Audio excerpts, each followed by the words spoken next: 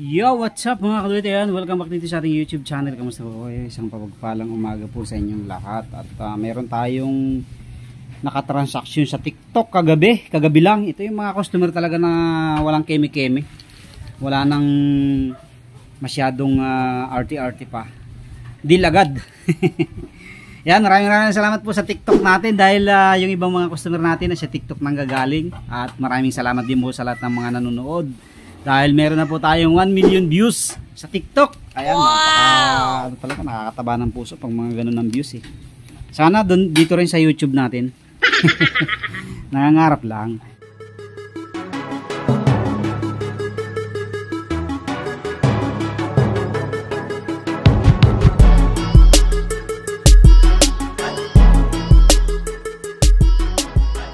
So, nililigtest po ulit natin bago natin yan ipadala para sure bull.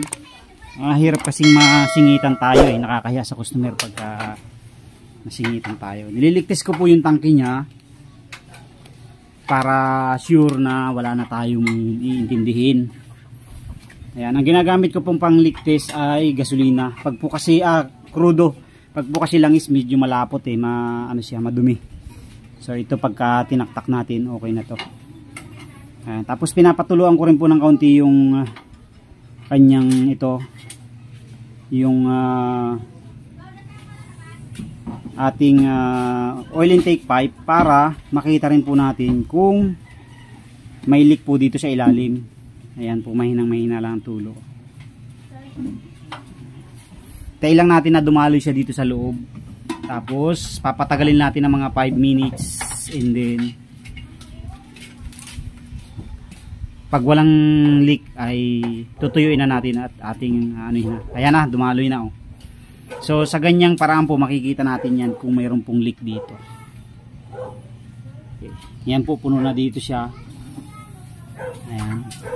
Tapos doon makikita natin sa puno, yung puno na yan, kahit po pinturado na yan, pag may leak talagang maglilik at maglilik yan. So double checking lang po ito para sure bull na wala tayong magiging problema once na dumating na siya sa customer.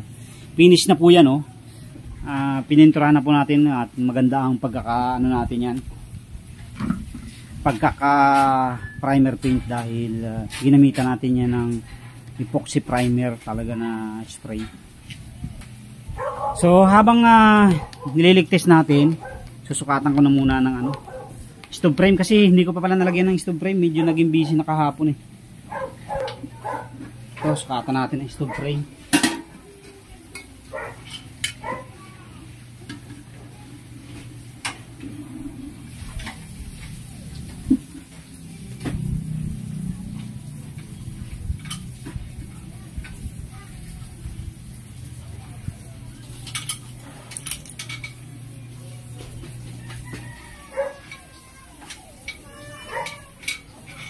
Stove frame.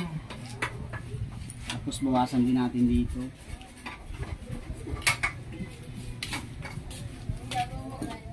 Ang makina sa bahay, tapos binente 6,000. Alin po? Yung makina dati sa bahay.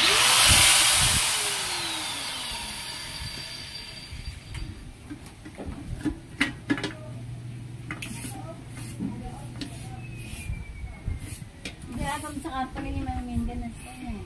Ha? Company niya may maintenance ko.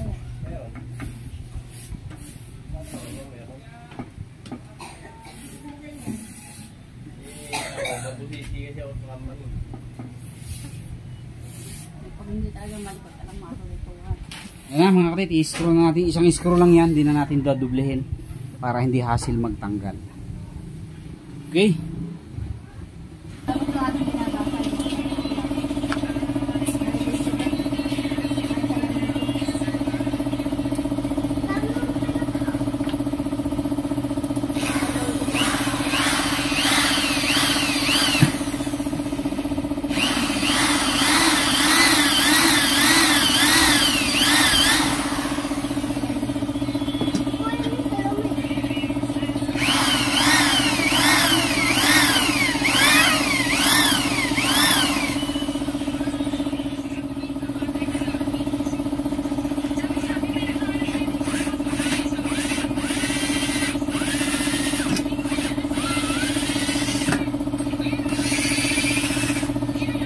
Okay.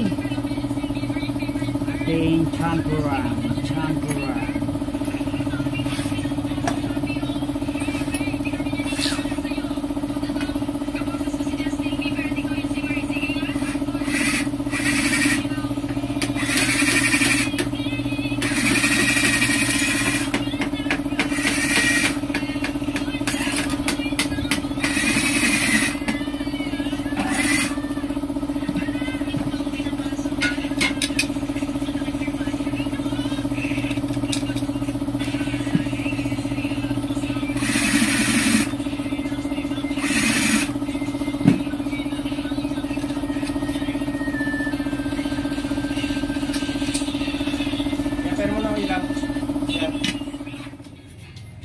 Okay, ito na mga kapatid, tapos na tayo.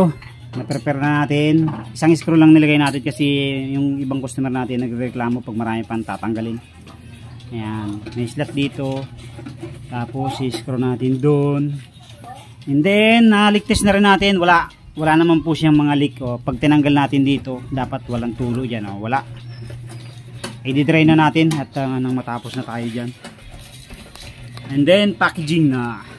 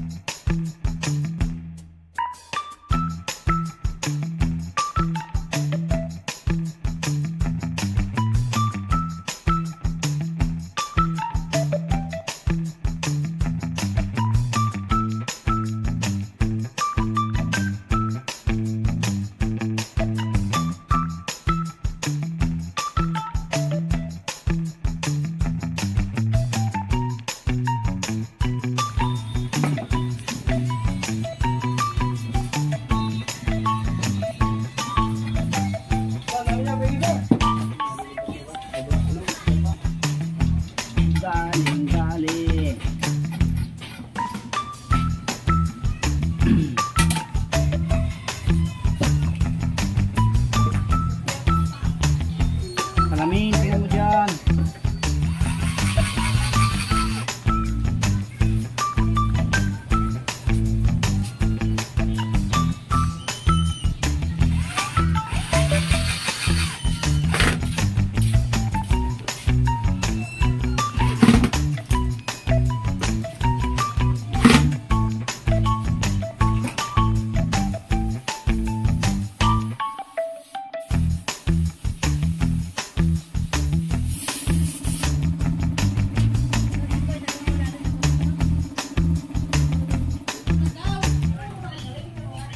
So ito nga pala yung kanyang controllers.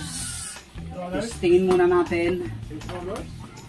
Control para sure ball kung gumagana. Okay. Mika. Ayos ba yan? Ha? Sure ba yan?